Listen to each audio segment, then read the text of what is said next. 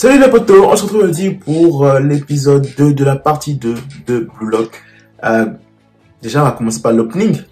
Je me fais toujours avoir en fait, c'était validé dans ma revue précédente que j'étais déçu du fait que ce ne soit pas un opening, mais en fait non, c'est le nouvel opening, c'était pas un ending, c'était le nouvel opening. Et ben, honte à moi encore, je me suis fait encore avoir, je me fais avoir à chaque fois. Mais il est beau, il est génial et c'est en fait c'est un opening, je pense, qui reflète un peu ce que Isagi vit en ce moment. J'ai l'impression que cette saison 2 sera la saison de la remise en question pour Isagi, pour qu'il puisse en fait découvrir en fait c'est quoi son vrai talent. Parce qu'on remarquera, mais surtout dans l'épisode actuel, que Isagi en fait a des grosses lacunes en ce moment, des grosses lacunes qui l'empêcheraient d'être le gars du projet Blue Lock en fait. Allez, sans plus attendre, on passe à la revue de l'épisode. C'est parti. Alors là en fait on revient avec un Isagi et un Nagi qui sont déboussolés. Plus Isagi, Nagi il s'en bat les couilles un peu, mais Isagi est quand même très déboussolé après la défaite et le fait que Bashira ait rejoint l'équipe de Rin et tout. Et en gros en fait on comprend que Isagi avait vraiment perdu son trésor, son support, que ce soit technique, mental et émotionnel, à la personne de Bashira. Et donc là en fait il y a un gros vide qui se crée en Isagi et il chiale en fait, il chiale et puis il se dit que ça c'est fini, que de toute façon Nagi se fera prendre au prochain défi et qu'il va se retrouver dans le camp des losers, possiblement même éliminé, tu vois. C'est là que Nagi en fait lui dit de se reprendre. Il dit se reprend parce que là, il n'a pas choisi de venir avec Isagi parce que c'est un peu Nisha. Il a choisi de venir avec Isagi parce qu'il voulait s'améliorer. Et donc là, en gros, t'as Isagi qui pète un câble et tout. Il lui dit, ouais, c'est ça, vas-y, t'aurais pu aller jouer avec Reo, que c'était sans Reo de toute façon. Puis Nagi aussi lui reprend, ah, t'as rien sans Bashira. Voilà, maintenant, tu fais ton loser et tout. Voilà, reprends-toi et tout.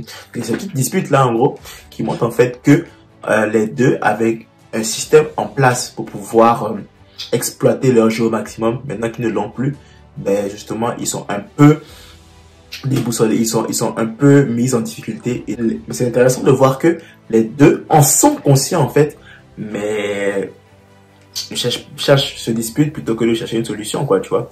Et donc là, Nagi fait comprendre à Isagi que en fait leur erreur aura été dans ce jeu contre l'équipe de Rin, de vouloir jouer collectif, parce qu'ils pensent que le but de ce jeu était vraiment pour eux d'exploiter leur qualité individuelle au maximum afin de pouvoir marquer des buts, tu vois. Un peu comme ce que Rin et son équipe ont fait sur le remarque bien finalement.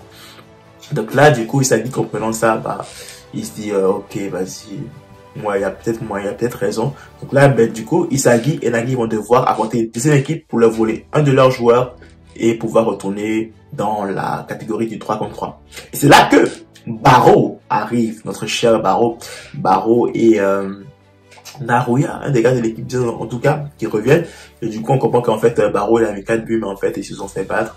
Et du coup, ils ont pris leur troisième à eux parce que Barreau il jouait personnel. Donc du coup, ils ne voyaient pas l'intérêt de prendre Barreau, même si Barreau est très fort.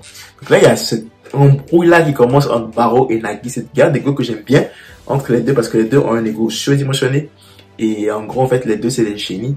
Et là, t'as Isagi et puis l'autre qui sont genre juste des mecs normaux, on va dire ça comme ça. D'où le titre, je trouve très intéressant, des génies et des mecs lambda. C'est quand même intéressant comme titre en vrai pour le coup. Isagi et Nagi commencent à réfléchir parce que déjà à la base, c'est vrai que Isagi ne voulait pas du tout affronter Barreau parce que Isagi se disait que ouais, avec Nagi le duo est trop faible, peut-être qu'il devait trouver une autre équipe à affronter pour pouvoir prendre un troisième gars parce que Isagi se rend compte qu'en fait si ils perdent ce match-là, ben ils perdent Nagi aussi parce que personne ne va prendre Isagi. Et ce serait intéressant pour la suite de garder ce détail en considération, c'est que des deux, Isagi et Nagi est le plus fort. Isagi c'est juste un mec random pour le coup pour le moment. Donc là ce serait intéressant. Donc là, en gros, pendant qu'ils se reposent et tout, Isagi et Nagi commencent par énumérer leurs faiblesses. La première faiblesse qui ressort, c'est que pour que leur jeu se développe, ils ont besoin, eux deux, d'un métronome, d'un meneur de jeu comme Bashira ou Reo, dont les passes vont leur permettre de pouvoir laisser libre cours à leur jeu, à leur imagination, tu vois. Ce que Isagi et Nagi n'ont pas. Donc du coup, ils se retrouvent un peu dans la merde parce qu'ils n'ont pas ce meneur de jeu-là qui leur permettra d'exploiter leur potentiel au maximum. Donc là, du coup, Isagi décide de s'entraîner pour essayer de pallier à ce problème-là. Quand le gars Naruya là arrive, là et il lui met un sale coup de pression. Il lui met un gros coup de pression parce qu'en fait, Naruya, c'était sa stratégie, c'était de pouvoir en fait forcer Isagi à accepter le défi et donc à les affronter parce que si ils arrivent à battre Isagi, ils récupèrent Nagi. Là, Naruya le fait comprendre ça clairement que eux deux là, lui et Isagi sont un peu dans la merde parce que eux c'est des mecs lambda. Peu importe l'équipe qui gagne, les deux personnes qui ont la chance d'être choisies, c'est soit Baro, soit Nagi. Eux deux, ils seront laissés pour mort parce que voilà quoi, ils n'ont pas le niveau nécessaire pour le moment. Donc là, du coup, en fait, Naruya rajoute une pique en disant que lui, en fait, il pense qu'il peut battre Isagi.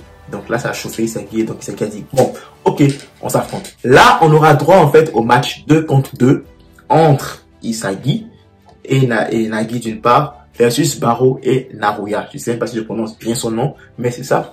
Donc là, on a un match assez intéressant, là où il y a vraiment les individualités de Baro, pardon, et de Nagi qui sont mises en avant. Et clairement, on voit que, en fait, les deux sont un cran au-dessus de leur coéquipier. On a la personne de Isagi et de Naruya. Ce qui frustre quand même un peu Isagi parce qu'il se dit que, ouais, alors que ça veut dire que si Nagi est un peu dans la merde, dans ce qui me foutu parce que moi je ne peux plus rien faire, tu vois. Et donc c'est là que, en fait, à un moment donné, Baro fait une passe à Naruya et s'attend à ce que Naruya la lui remette. Mais non, en fait. Non, Naruya récupère le ballon et vole vers le camp. Parce que Naruya a pris conscience de la même chose que Isagi, c'est que il faut que eux deux se transcendent. Faut que l'un d'eux se transcende pour pouvoir décanter ce match-là. Parce que, tu sais, il y a quand même un certain clash et un certain match nul entre les deux génies, la personne de Nagi et de Baro. Et donc, la différence devra venir des deux mecs lambda, c'est-à-dire Isagi et Naruya. L'un d'eux devra surpasser l'autre pour pouvoir donner la victoire à son équipe. En gros, les clés de la victoire reposent sur les deux mecs lambda. Et ça, c'est intéressant parce que là, à la fin de l'épisode, on a un Naruya qui est devant les buts et on a un Isagi qui est en mode PLS. Il s'agira de savoir dans le prochain épisode, est-ce que Isagi pourra se remettre en question? Est-ce que Isagi pourra évoluer et pouvoir finalement atteindre un niveau assez important pour pouvoir permettre à son équipe de remporter la victoire et de récupérer Baro? Ou ce sera Baro et Naruya qui vaincront et qui prendront Nagi, plongeant beaucoup plus Isagi dans une abysse sans fin, quoi. Donc ce serait intéressant de voir. Pour le coup, c'est un épisode très intéressant. Écoute, rien à dire au niveau des graphismes, encore une fois, il n'y a rien eu de trop bizarre ou de trop spécial, c'est toujours aussi bien. Donc du coup, on a hâte au prochain épisode pour voir le dénouement de ce match et comment est-ce que cette sélection-là va continuer d'évoluer. Voilà, c'était tout pour cette petite revue de l'épisode de Blog de cette semaine. Si tu as aimé la revue, n'hésite pas à liker et à laisser un commentaire, ça fait toujours plaisir. Si tu n'es pas encore abonné, abonne-toi, ça fait encore plus plaisir. On se retrouve très vite pour de nouvelles vidéos. Je vous souhaite une excellente année 2023. Prenez tout soin de vous et de vos proches.